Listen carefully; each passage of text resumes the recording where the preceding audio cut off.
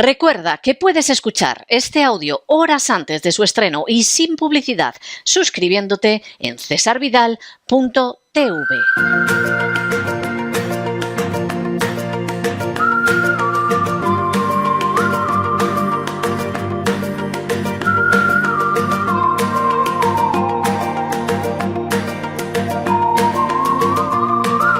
La economía que se fue con Roberto Centeno.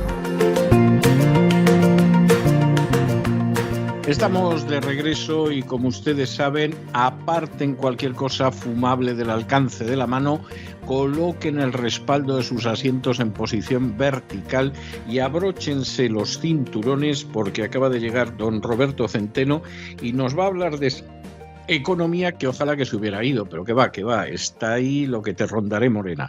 Muy buenas noches, don Roberto. ¿Qué nos trae usted hoy? Bueno, pues traigo varias cosas, pero hay una en particular que ya hemos hablado antes, que la vais a poner de portada, que es realmente no sé cómo decirlo, pero es lo más vil, lo más canalla que yo he podido ver nunca en un jefe de gobierno. Se trata de un fotomontaje en el cual, referente al acuerdo que han llegado con ETA para liberar a una serie de asesinos y criminales, y por una metedura de pata completamente inaudita, por parte, en este caso, de... injustificada, además, injustificadísima, vamos. Injustificadísima la metedura de pata. Pero bueno, vamos a ver. El fotomontaje, como ven ustedes, hay dos fotos superpuestas. Una donde un Sánchez sonriente le da la mano a una etarra con motivo para celebrar el hecho de que la metedura de pata, a la que luego me referiré, del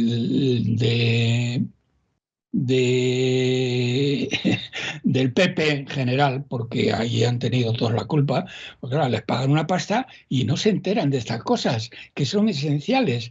Les meten un gol en el cual le rebajan 400 años a 44 etarras, de los cuales sangrientos asesinos la mayor parte. Pero lo que verdaderamente es increíble porque es la imagen de Sánchez que, sin la menor duda, y si alguien tenía duda que mire esta foto, el líder político más malvado y canalla de Occidente, saludando cariñosamente a una líder de una organización terrorista legalizada por los socialistas, después de casi 1.000 asesinatos, 2.600 heridos y más de 10.000 víctimas de todo tipo. Y Sánchez ha liberado a cientos de asesinos y ahora se congratula de que haya sido tan absolutamente imbécil el Partido Popular en pleno, porque eso fue en el Congreso y estaban todos, que cobran una pasta, y ninguno se da cuenta que les meten un gol por un tema relacionado con Europa, en el cual van a sacar a 44 criminales. Y entonces aquí tenemos varias cosas. Primero, al propio Sánchez. La verdad es que nunca en la historia de España ni de Europa se había visto un grado de canallería y de ignominia. Y es que, como afirma el The Economist, Sánchez se aferra a costa de destruir la democracia y de cualquier otra cosa. Y para que nadie olvide esto, por si alguien no ve la foto, la primera foto es la de Sánchez sonriente ante esta canalla, esta terrorista, que en otro sitio la habrían colgado, de una farola de su pueblo, y este tío sonriéndole, como diciéndole, mira, te voy a dar, gracias al imbécil de los imbéciles del PP, te voy a regalar 400 años de perdón a 44 asesinos. Y el tío riéndose. Verdaderamente es que no se puede caer más bajo. Y la verdad es que debería caer sobre ellos, todos ellos, todo el peso de la ley, si es que aquí hay alguna ley. Porque también, ¿qué dice el papanatas del rey? ¿Qué dice la justicia ante tanto desafuero y ante tanta infamia? Porque en la foto de detrás, señoras y señores, hay un guardia civil deshecho en lágrimas, llevando en sus brazos a una hija destrozada por una bomba de ETA en una casa de la Guardia Civil. Es decir, la primera foto es la de Sánchez, la de este canalla, que es que no tiene nombre, es un auténtico miserable, es un sin entrañas, un hijo de Satanás, que verdaderamente malditos sean los que le votan, porque son ellos también los que tienen la culpa, riéndose ante una etarra criminal de decirle, mira, 44 asesinos sanguinarios que te los voy a mandar a casa y además subvencionados. Y riéndose los dos. Y detrás, ese pobre padre destrozado con su hija muerta en brazos.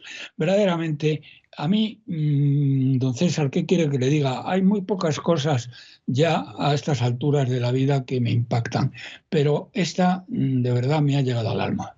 No, yo lo entiendo, además es un montaje, pero la verdad es que el montaje dice, expresa una gran verdad, o sea, y hay un collage que recoge imágenes que son muy ciertas y que son verdaderamente terribles. La verdad es que las víctimas del terrorismo han sido muy maltratadas en España, han sido tratadas de una manera infame. La lucha contra el terrorismo ha discurrido por intereses políticos más bien que por los intereses nacionales y por el afán de hacer justicia. Y es de esas cosas que a los que hemos conocido a víctimas del terrorismo y hemos hablado con ellos y hemos escuchado su testimonio, pues cada vez que vemos esto te da un pesar inmenso y una cólera tremenda también. Me va a permitir usted, porque no se escapen los nombres, me va a permitir usted, ETA, para aquellos que no lo sepan, estaba derrotada, total y absolutamente derrotada por la Guardia Civil. Y antes de darle el golpe final, un canalla narcocriminal llamado Zapatero, que se ha hecho rico con la sangre bueno, en este caso, de los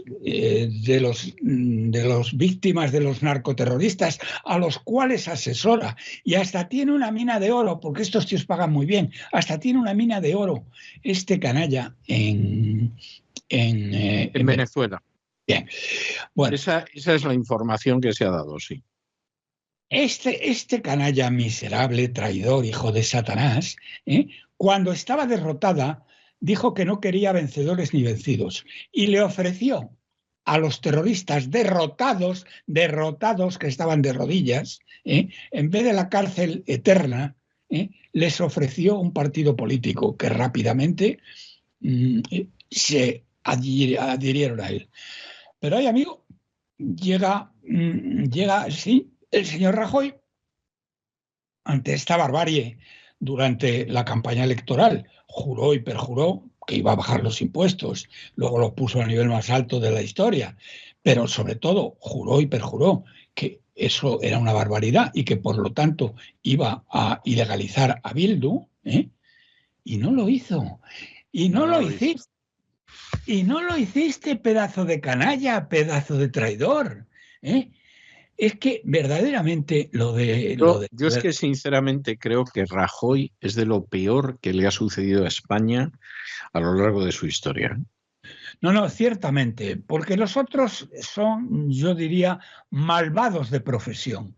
Pero este no sé cómo calificarle, pero el daño que le ha hecho a España este miserable que tendría que estar en la cárcel con cadena perpetua en un país de Estado de Derecho, porque en otro país que no fuera un Estado de Derecho le habrían colgado simplemente de las farolas de la Puerta del Sol a él, a Mirsaluna Montoro y a todos los demás por alta traición. Pero verdaderamente esto fue lo que ocurrió.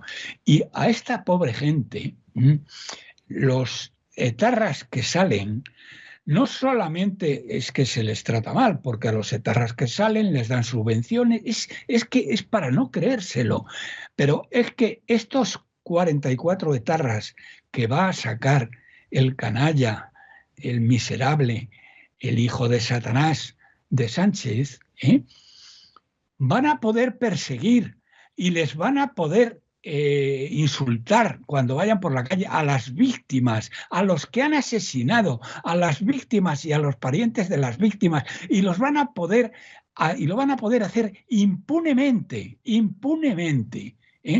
Verdaderamente no cabe más. No cabe decir más de este auténtico canalla que ahora se ha ido a ver al Papa para resolver el problema de Palestina. Bueno, ahora hablaremos de eso. Bueno, señoras y señores, si no han visto... Yo me imagino que para resolver el Valle de los Caídos. O sea, vamos a ver, una cosa es que aparezca supuestamente para solucionar la guerra de Gaza, ¿eh? Eso puede ser que sea lo que aparece en el guión oficial. Pero yo creo que uno de los temas que va a tratar con el Papa es el Valle de los Caídos. Bueno, yo lo iba a decir después, pero ya que se me ha adelantado... Se me ha adelantado porque se me ha ocurrido, no por otra cosa. Le iba a preguntar, digo, bueno, supongo que el Papa, alguien habrá decente entre los españoles, entre la jerarquía española, que le dirá al Papa, oiga, ilustrísima o excelentísima o santísima Trinidad, coño, santidad, el tratamiento es santidad. Santidad, que va este canalla ahí, dígale usted que lo del Valle de los Caídos que ni se le ocurra, que eso es un monumento nacional, es el mayor monumento que se construyó durante todo el siglo XX. No vamos a hacer lo mismo que los talibanes con los budas aquellos famosos, pero le iba a preguntar a usted, pero ahora sí se lo pregunto, ¿qué cree que pasaría si el Papa se lo planteara? Y ahora usted me dice, no es el Papa, es él el que le va a pedir permiso para quitar la mayor cruz europea y destruir el mayor monumento cristiano y no cristiano, europeo que queda en pie del siglo XX. Yo no sé si la intención de Sánchez es tanto quitar la cruz como quitar la congregación de benedictinos que hay y dejar que eso se vaya cayendo por sí solo. Hay varios proyectos, ha habido varios proyectos. Uno de los proyectos era lo que llamaban resignificar el Valle de los Caídos, y entonces pues se van los benedictinos, se desconsagra la basílica y ahí se crea un museo de la memoria histórica. Entonces ese es un proyecto que lleva coleando años y que tiene como defensores pues algunos de los pseudohistoriadores del régimen, ¿no? O sea, no vamos a dinamitar la cruz porque, claro, esto sería ya demasiado evidente, habría protestas y tal, pero lo que hacemos es que la vaciamos de contenido y lo denominaban así, la resignificación del Valle de los Caídos, ¿eh? Entonces, los benedictinos los largamos para otro sitio. Eso deja de ser una basílica Y entonces eso lo convertimos en un museo de la memoria histórica, donde contamos la versión de la guerra civil absolutamente falsa que llevamos intentando imponer desde hace 20 años. O sea, Con muy poco éxito, por cierto, ¿eh? Sí, porque al final incluso lo que han conseguido es que la gente algo que quería olvidar se haya puesto a leer. O sea que yo creo que al final ha tenido el efecto contrario, sinceramente, y eso me lo veía yo venir también, no me pilla de sorpresa. Pero esa es una de las posibilidades. Y yo me imagino que es una de las posibilidades, es decir, saque a los benedictinos, etcétera. Entonces, ¿qué van a decir los obispos? Los obispos están atentos a lo que les den, ¿eh? Y, hombre, yo creo que después de la salida de Franco y todo lo demás, el cadáver de Franco es que es algo evidente, ¿no? O sea, los obispos están a lo que les den. Y los obispos en estos momentos tienen algunas fuentes de financiación que están muy relacionadas con el gobierno. Una es la financiación que hay, las subvenciones de ayuda a la inmigración. Los obispos se han declarado varias veces a favor de las políticas de puertas abiertas, de la desaparición de los centros donde se ingresa a los inmigrantes ilegales, etcétera, porque reciben muchísimo dinero atendiendo inmigrantes. Esto ya pasa en Estados Unidos, ya pasa en otros países. España ha tardado más, pero están en la misma línea. Y la otra cuestión es que la Conferencia Episcopal recibe mucho dinero que no tendría que recibir y que nunca devuelve. Por ejemplo, el dinero de la declaración de la renta, que el católico, pues el 0,7 lo asigna a la Iglesia Católica, se supone que debería asignarlo.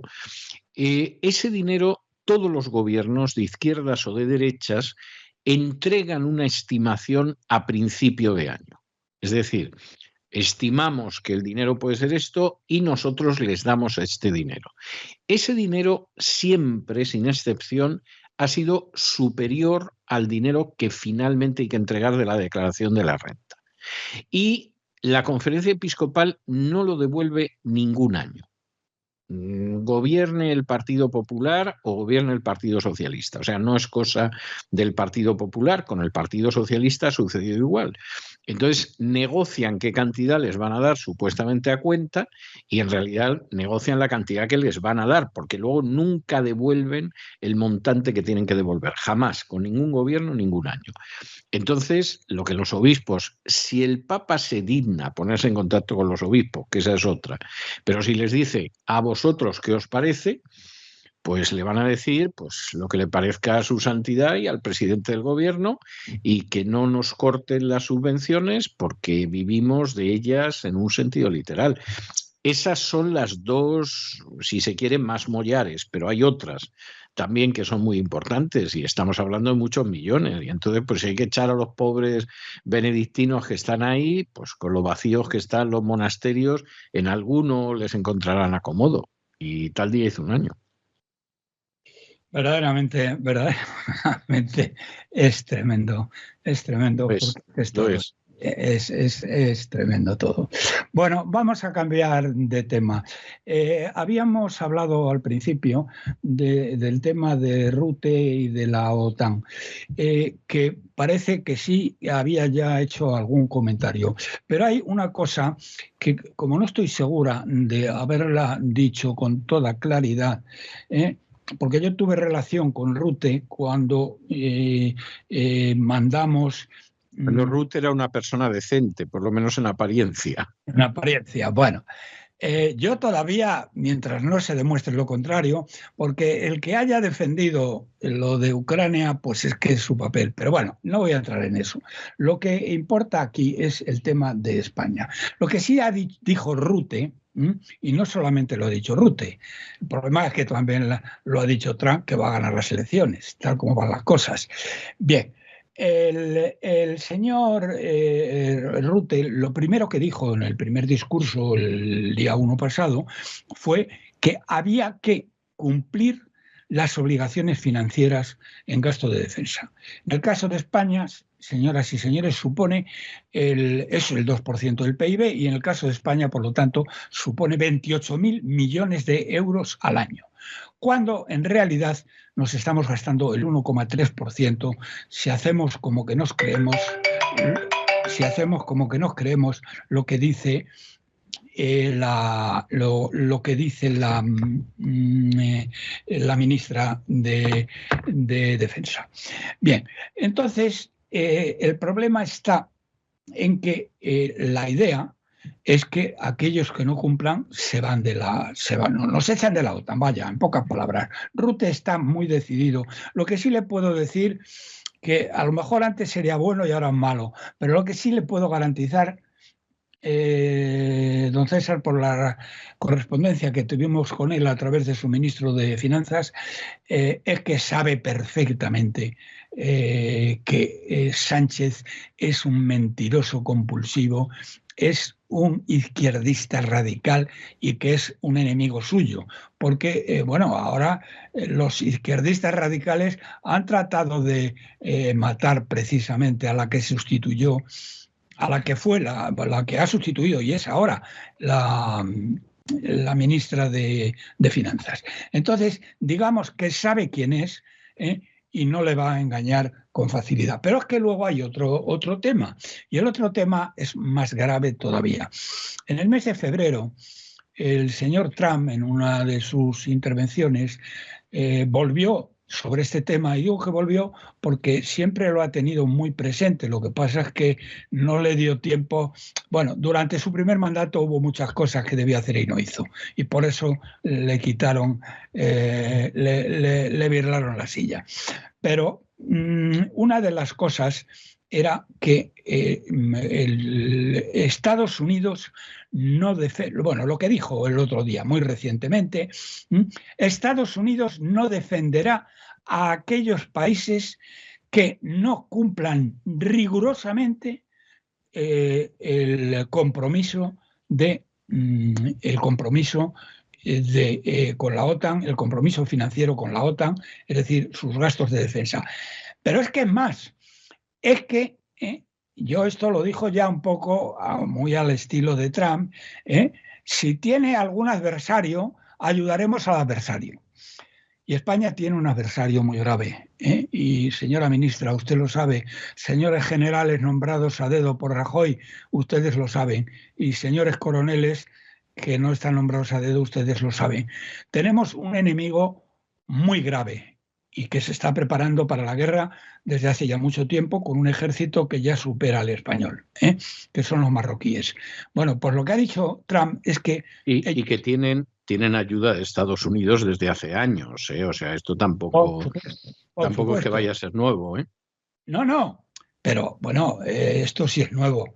Esto de decir, nosotros ayudaremos a sus adversarios, eso, don César, yo no se lo había oído a Trump, francamente. Pero bueno, en pocas palabras, lo que les estoy diciendo. Señoras y señores, España tiene que gastar al menos del orden de 12.000 millones de euros más en defensa. Y si no lo hace, nos van a echar de la OTAN y además no nos va a ayudar nadie el día que Marruecos se le ocurra invadir. Mire, don Roberto, yo le aseguro que a España no la van a echar de la OTAN. Se lo aseguro, porque España en estos momentos, la clave de la defensa de submarinos nucleares de la OTAN está en Rota, en España, y en una base en Escocia. O sea, echarnos no nos van a echar. Ahora, que el día que Marruecos agreda a España, España está más sola que la una, eso yo no tengo la menor duda. Bueno, pues está usted diciendo una cosa y la contraria. Si no, en absoluto, no, es que la OTAN no nos va a ayudar. Está usted diciendo, no nos echan de la OTAN, pero tampoco nos van a ayudar. No nos van a ayudar. Entonces, ¿para qué coño estamos en la OTAN? Bueno, vamos a ver, yo siempre he sido contrario a que España esté en la OTAN, porque creo que a España no le aporta nada, absolutamente nada, estar en la OTAN. Pero en la OTAN entramos a empujones, en contra de los dictámenes de los militares y sobre todo de la comunidad de inteligencia en España, porque efectivamente a la OTAN le interesa a España como portaaviones, no le interesa como nada más. ¿Eh? Y entonces el portaaviones España no lo va a perder. La cosa llegó a tal extremo que hace muy poquito se han desclasificado documentos donde se ve que amenazaron a España con que provocaban un movimiento independentista en Canarias y se apoderaban de Canarias si España no entraba en la OTAN. ¿Mm? Bien, es verdad que en el momento en el que España entró en la OTAN, el EMPAYAC, que era el movimiento de independencia de las Islas Canarias y tal, desapareció, se lo tragó la tierra. ¿Eh? O sea, eso también es algo que yo viví muy de cerca. Pero lo cierto es que España, el único interés que tiene para la OTAN es como un portaaviones. España es un inmenso portaaviones y no va a dejar que España salga. Ahí diciendo, yo pienso que si estamos dentro de la OTAN no tienen más narices que defendernos. No. Y de hecho, fíjese, además, le voy a decir algo más. Hace cosa de un año aproximadamente, yo creo que con muy buen criterio, también se lo digo, Vox pretendió que hubiera una declaración de la OTAN de que en caso de que Marruecos agrediera Ceuta y Melilla y las Canarias, efectivamente la OTAN se comprometía a ayudar a España a defenderla. Bueno, Vox no consiguió que esa declaración la apoyara nadie en el Parlamento, nadie la apoyó en la OTAN y además el pacto que tiene España con la OTAN excluye específicamente Ceuta, Melilla y deja muy en el aire si defendería las Canarias. Lo de Canarias no queda muy en el aire. Pero fíjese, don César, si nosotros tampoco necesitábamos gran cosa, basta con que nos vendieran, y hay dinero para ello, de sobra, porque fíjense ustedes, señoras y señores, que les estoy diciendo que necesitaríamos, 12, 14 mil millones de euros más, pero es que a la banda a los catalanes, a esta banda de mierdecilla, porque no tienen media bofetada, como se demostró en octubre del 36, del 34, que duró 3 horas la República Catalana. España no necesita más que nos venda Lockheed Martin los nuevos misiles, que nos venda los F-36 y los Silver Shadow los ingleses, y de los marroquíes nos encargamos nosotros solitos. Tampoco. Ya, lo que pasa es que es muy posible que en caso de que hubiera un conflicto se decretara un embargo de armas y Marruecos va a recibir las armas bajo cuerda por un lado y a España no le va a llegar ni un tornillo. Todo lo que le estoy diciendo se lo digo con un pesar absoluto, pero es que estoy convencido de que es así. Don César, permítame que no crea que eso pueda suceder, porque si España tiene el dinero para lo que los países de la OTAN ni siquiera, no es que no nos ayuden, ni siquiera nos quieran vender las armas de nueva generación, que son los misiles, los drones y todo lo demás, porque la guerra ha cambiado totalmente, no lo sé. Pero bueno, dejemos esto porque si no ya no tengo tiempo para terminar con 2 cosas muy importantes, que las voy a resumir. Uno es el tema de la vivienda. La vivienda, como saben ustedes, es uno de los gravísimos problemas que tiene la sociedad española, sobre todo la juventud. Bueno, pues saben también, porque eso se lo repetiré más veces para la memoria histórica, que Franco construyó 4,5 millones de viviendas subvencionadas. El que entonces era ministro de la Vivienda tenía una frase muy contundente que decía: nosotros no queremos proletarios, queremos propietarios. Y dicho y hecho, en 10 años Franco construyó 4,5 millones de viviendas bastante razonables. Y ahora esta canalla de izquierdas le está quitando las chapitas que ponía en Obra Sindical del Hogar para que supieran que eran de Franco. Pero bueno, eso da lo mismo. 4,5 millones. Por cierto, es un tipo de chapita, como usted dice, que yo vi muchísimo en mi infancia. Mi infancia fue en el Puente de Vallecas y no era el caso de mi casa, que era una casa pues, que habían construido constructores particulares y bastantes de las que había alrededor. Pero cuando yo iba para el puente de Vallecas, el metro propiamente, Nueva Numancia, Portazgo, en fin, todas estas estaciones de metro, había multitud de casas donde estaba esa chapa con el yugo y las flechas, que eran casas que se habían construido de esa manera. O sea, eso yo lo he visto muchísimo, igual que en el Pozo del Tío Raimundo. Esa es una imagen, o sea, zonas obreras, zonas humildes, pero es una imagen que a mí me va a acompañar toda la vida, porque yo vi muchísimos edificios donde estaba precisamente esa chapa, y eran viviendas, por ejemplo, toda la colonia Herillas, que era una serie de bloques de viviendas, que lo llamaban la colonia Herillas, en el Puente de Vallecas, todo eso eran casas de protección oficial. En Portazgo muchísimas de las casas fueron casas de protección oficial. En el Pozo del Tío Raimundo, es decir, claro que había casas viejas y claro que había casas que se construyeron en los años 60, pero el número de viviendas de protección oficial, de viviendas que había hecho el Estado para la gente que no tenía vivienda, eso realmente no se ha conocido. O sea, no se ha conocido.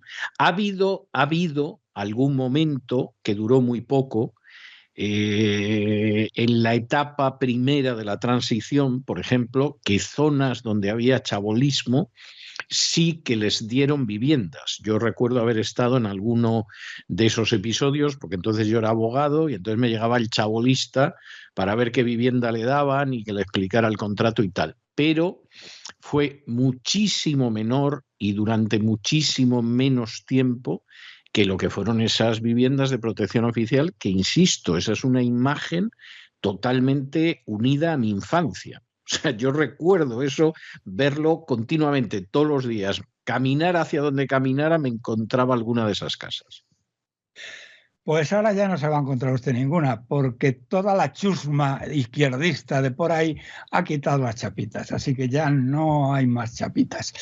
En lo que se refiere al pasado más reciente, recordarán ustedes, y si no lo recuerdan, se lo recuerdo yo, que este canalla, este traidor, este miserable, este hijo de Satanás de Sánchez, prometió construir 180.000 viviendas. No construyó ninguna. Pero es que ahora hay una nueva oleada que han cogido 1.000 millones de los fondos europeos para hacer unas poquitas viviendas, porque muchas no se pueden hacer con 1.000 millones. Bueno, ¿sabe usted que ni siquiera han sido capaces de gastarse ese dinero? Porque se lo han metido en el bolsillo. Han gastado menos de la mitad, el 46% de ese dinero. Y luego iban a subvencionar, con esto pensaban construir 24.000 viviendas. Comparen 24.000 con 4,5 millones de Franco. Bueno, pues esto es lo que iban a hacer con dinero de la Unión Europea y no han sido capaces. Y luego le van a dar dinero europeo, a constructores para que saquen 40.000 viviendas en alquiler, que eso está absolutamente, en el aire y ya hablaremos otro día de ello. Y ahora, nada más, una última cosa para terminar. El mundo de la energía está ahora mismo, lógicamente, muy preocupado por cuál va a ser la reacción de Israel ante que la habrá ante el ataque el otro día, que fue un rotundo fracaso por parte de los iraníes, y se están replanteando la situación porque de los 200 misiles debieron llegar a impactar media docena escasamente. Y No crea usted eso, porque no ha sido así, ¿eh? Bueno, no son las cifras que yo tengo, don César. No, pero yo tengo cifras y le puedo asegurar que no ha sido así. Yo también tengo cifras. Pero las mías tienen forma de polígono. Por ejemplo, le voy a dar una. Hay no me acuerdo del nombre, pero hay hacia la parte centro-sur, hay una base militar donde hay muchos F-36 y hay muchos pilotos americanos. Bueno, los pilotos americanos dijeron que los daños habían lanzado bastantes misiles contra esa base, lógicamente, ¿no? Y los daños eran prácticamente nulos. Eso leído por mí de los pilotos americanos. Pero no quiero entrar en esa discusión con usted. A lo que voy es a lo siguiente. Hay tres posibilidades, porque el problema ahora es qué reacción va a tener Israel. A lo mejor aquí usted tiene más información que yo, pero básicamente yo entiendo que hay tres posibilidades. La primera, que es la que está pidiendo Trump, es un ataque para destruir totalmente digamos, el desarrollo nuclear iraní. Es decir, universidades, sitios donde silos, todo lo que sea. Como tienen bombas capaces de penetrar, y la prueba fue la que trajo toda esta historia, donde mataron al líder de Hezbollah con 6 metros de cemento por encima, y a pesar de todo lo aplastaron, pues eso es la primera opción. Un ataque devastador contra el programa nuclear iraní. La segunda es atacar las instalaciones petroleras iraquíes, que son muy fáciles, no están básicamente defendidas, es decir, no están 6 metros con 6 metros de cemento por encima, y suponen el 4% del crudo mundial. Si atacaran si los israelíes optaran por la opción de atacar los centros de producción, más bien que de producción, de refino y de carga en los puertos. El crudo, que hoy está aproximadamente a 73, 74 dólares, se pondría por encima de los 100 dólares. Pero hay otro tercer... Eso en año electoral no lo sueñe usted que lo va a apoyar Estados Unidos. Sí, pero si el hijo de Satanás, porque cuidado que es hijo de Satanás, el amigo Netanyahu, eso se lo pasa por el forro Netanyahu, pero ya. Pasa por el forro todo, porque señoras y señores, por si no lo saben, Netanyahu sabía perfectamente que iban a hacer el ataque sanguinario que hicieron y mataron a los dos. Lo contamos desde el principio. Bueno, claro que lo sabía, pero en fin, por no desviarnos, ¿cuál sería la tercera posibilidad? Que está muy ligada a la segunda, es el interrumpir el tráfico por el estrecho de Hormuz. El estrecho de Hormuz es la salida del Golfo Pérsico y es un estrecho de agua que está entre Irán y Omán, y que nunca mejor dicho, es muy estrecho, o sea que está tirado para el poderlo hacer. Por ahí sale el petróleo saudí, bueno, la parte más importante del petróleo saudí, petróleo iraquí, todo el petróleo de Kuwait y todo el petróleo de los Emiratos Árabes. 21%. Bueno, si eso se corta, el crudo se pondría a 200 dólares por barril. Yo, bueno. Que no sé qué está queriendo decir usted con eso. No. Estoy queriendo decir que si efectivamente fuera así, vamos, la situación es una situación para echarse a temblar. Ya, eso pues es eso, pero por eso es demasiado gordo. Yo creo que con esto lo veo muy difícil, pero vamos, el 21%, no le quepa a usted la menor duda que si se corta, si baja un hada con su varita y le dice corte usted el 21% del suministro de crudo, se pone a 200 dólares. Y eso a Netanyahu eso no se lo perdonaría probablemente gente muy importante. Y ahora, ya que está usted tan enterado de eso, ¿cómo es posible, don César, que el Mossad y los generales, o el alto mando, los generales, para entendernos, los generales israelíes permitieran a Netanyahu que se llevara a cabo la carnicería de 1.200 israelitas? ¿Cómo es posible que lo permitieran? Vamos a ver, le doy dos aspectos para que comprenda por qué. Primer aspecto, de antecedentes históricos. Los sionistas no han tenido ningún problema en asesinar ellos mismos a judíos para avanzar el Estado de Israel. Por ejemplo, le voy a poner un ejemplo. En los años 50, en que había muchos judíos que vivían en países árabes desde hacía siglos y vivían muy bien y estaban muy integrados, hasta tal punto que la lengua en que se expresaban habitualmente era el árabe.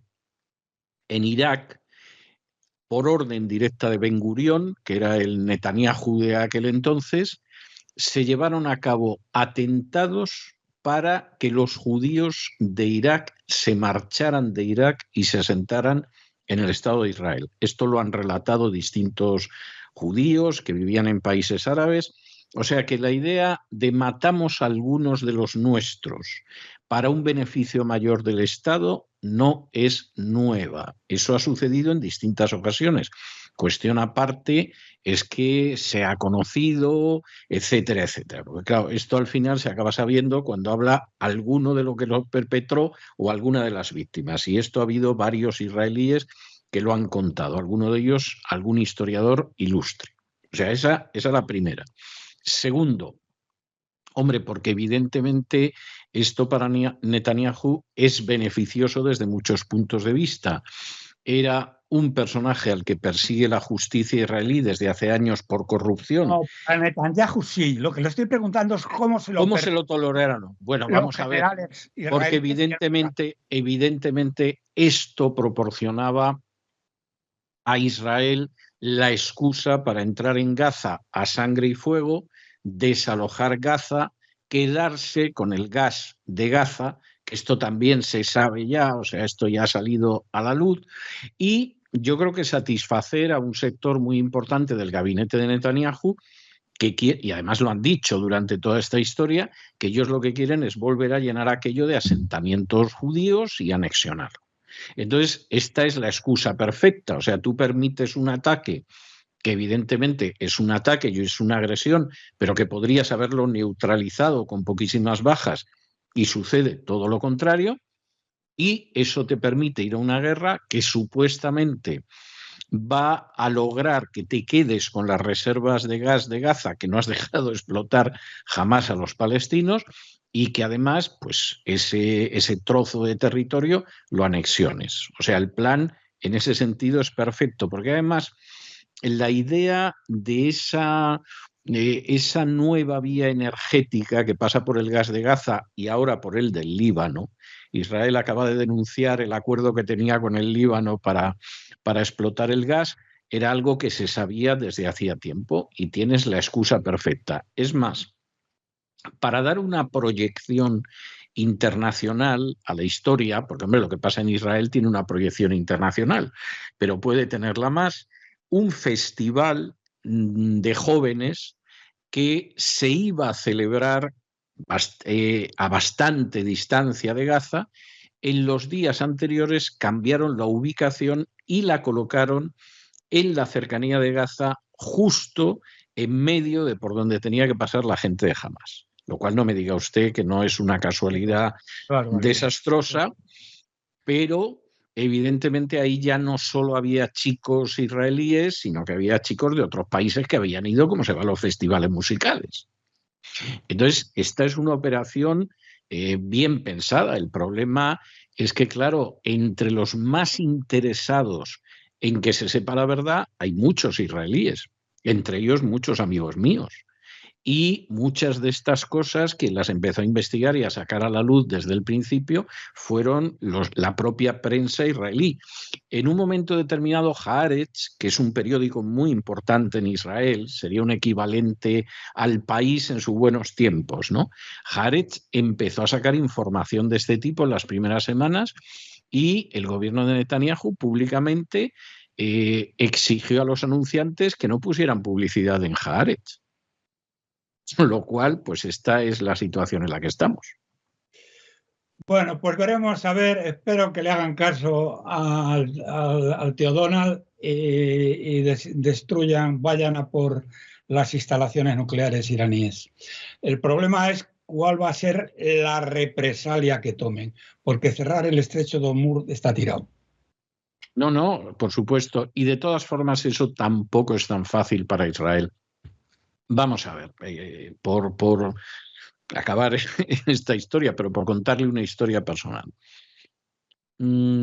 Hace más de 20 años, o sea, la cosa viene de lejos, el deseo de pegarle la cresta a Irán por parte de Netanyahu viene de muy lejos, viene de décadas.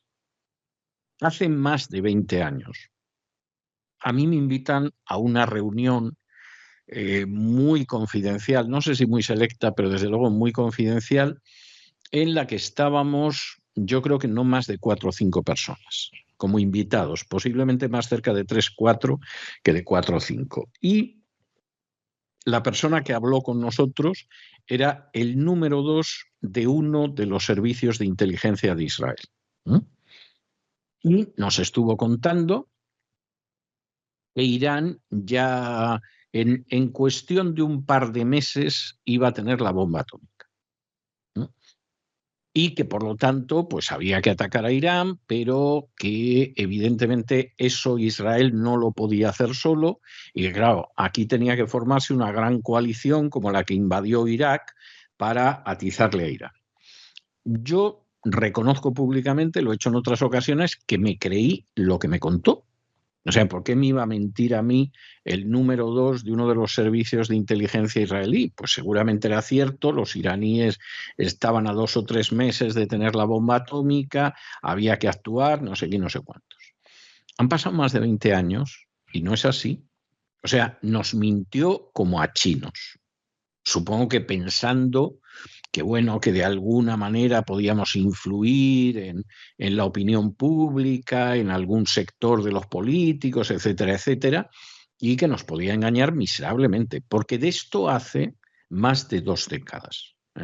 Y no hace falta que le diga que, vamos, en estas 2 décadas la bomba atómica iraní no se ha visto por ningún lado. Es más, los informes internacionales que hay lo desmienten desde hace muchísimos años, ¿no? Pero el punto es ese. Y mire, y es que además se me enredan los recuerdos como las cerezas que dicen algunos. Y recuerdo que es algo que yo en su día no caí en ello, he caído después, a posteriori, como cuando se produce la invasión de Irak, que se ve que van a invadir Irak y algunos nos creímos lo de las armas de destrucción masiva, yo me lo creí. O sea, y además no me avergüenza decirlo, me lo creí. ¿Cómo iba yo a pensar que Colin Powell iba a mentir como un bellaco en Naciones Unidas? Y entonces me lo creí.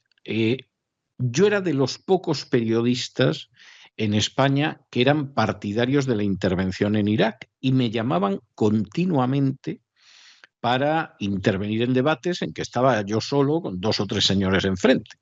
Bueno, la única persona que a mí me acompañó a varios de esos debates fue el embajador de Israel.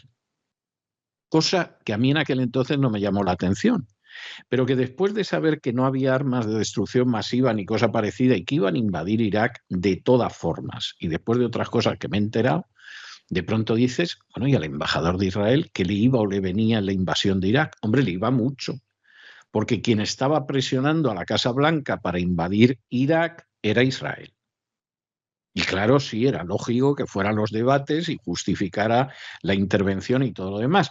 Y gente de mucha importancia dentro del Partido Republicano, años después, viviendo yo aquí en Estados Unidos, me decían quejosos que se había ido a la guerra de Irak por 2 razones. No las armas de destrucción masiva, que eso por lo visto todos sabían que era mentira, menos yo y algún otro ingenuo, sino por un lado, para asegurar el flujo de petróleo hacia los Estados Unidos y sobre todo porque Israel quería que derribaran el régimen de Saddam Hussein. Y entonces esta gente del Partido Republicano, algunos de ellos con muchas décadas de militancia, me decían, dice, y fue una estupidez, porque nosotros ahora tenemos petróleo, que somos exportadores netos, es decir, yo no veo que Israel esté más seguro.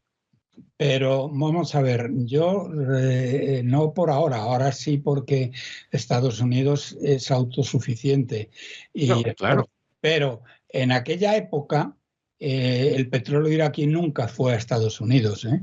Estados Unidos se abastecía de Canadá, se abastecía de México y tal. Bueno, nada más una pregunta, porque yo creo que nos hemos extendido demasiado. Sí. En su opinión, ¿qué van a hacer los israelitas? ¿Cómo van a reaccionar los israelitas? Y como hay 20.000 cosas, entre las tres que le he dicho. Vamos a ver, en estos momentos... nuclear, hasta las instalaciones nucleares, que sí que las tienen, tendrán la bomba o no tendrán la bomba, pero instalaciones nucleares tienen, a por el petróleo o a cerrar Hormuz. Bueno, pues en estos momentos el acuerdo al que ha llegado Biden con Israel es que les da todavía más dinero y no atacan Irán. Que no ahora ataque. No atacan Irán. Y Estados Unidos todavía les ha dado más dinero. Israel le cuesta a Estados Unidos, pero un platal, ¿eh? O sea, vamos, le cuesta un ojo y la yema del otro. Pero no hay ataque. Bueno, esto tendría sentido con que hoy el petróleo está bajando una barbaridad. Claro, por eso se lo digo. Pero es que además, aparte de eso, y lo hemos contado hoy en el boletín, hace unas horas ha salido el director de la CIA, que, hombre, no es un personaje fiable, pero transmite el mensaje que le dicen que tiene que transmitir y eso ya te orienta.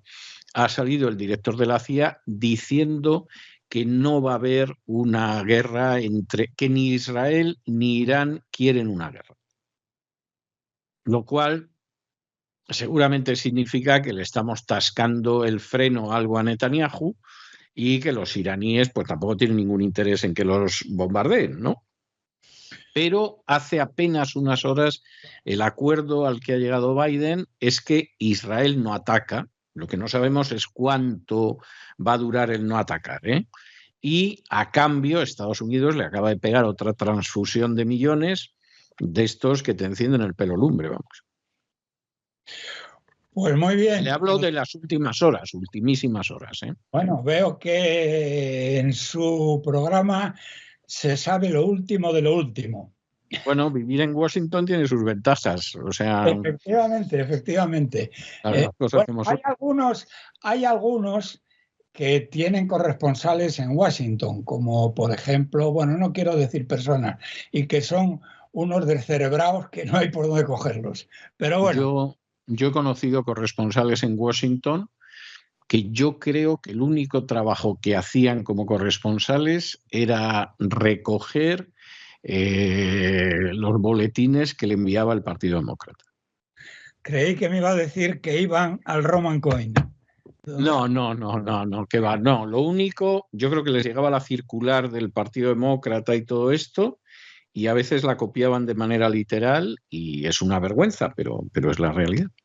En fin, don Roberto, hasta aquí hemos llegado. Ha sido una sección hoy muy sabrosa, muy entretenida y muy variada, ¿eh? Las cosas como son. Y yo le voy a dejar con un tema que además es un tema dedicado a las víctimas del terrorismo tan traicionadas y tan maltratadas en España. Y es un tema de Elvis Presley que yo en su día, cuando tenía una sección con Irene Villa, que fue víctima del terrorismo, es una víctima del terrorismo, era el tema que le ponía como sintonía, porque es un tema que se titula Always on My Mind, siempre estuviste en mi mente, y yo creo que es la obligación que la gente de bien tiene que tener hacia las víctimas del terrorismo, llevarlas siempre en la mente y llevarlas siempre en el corazón hasta que reciban la memoria, la dignidad y la justicia que se merecen. Pues efectivamente. Un abrazo muy fuerte. Un abrazo. Un abrazo muy fuerte. Hasta la semana que viene. Adiós. Y con estos compases extraordinarios de Always on My Mind, entonado por Elvis Presley, que cada año canta mejor, hemos llegado nosotros al final de nuestra singladura de hoy del programa La Voz. Esperamos que lo hayan pasado bien, que se hayan entretenido, que incluso hayan aprendido una o dos cosillas útiles. Y por supuesto los emplazamos para mañana, Dios mediante, en el mismo lugar y a la misma hora. Y como siempre, nos despedimos con una despedida sureña. God bless you.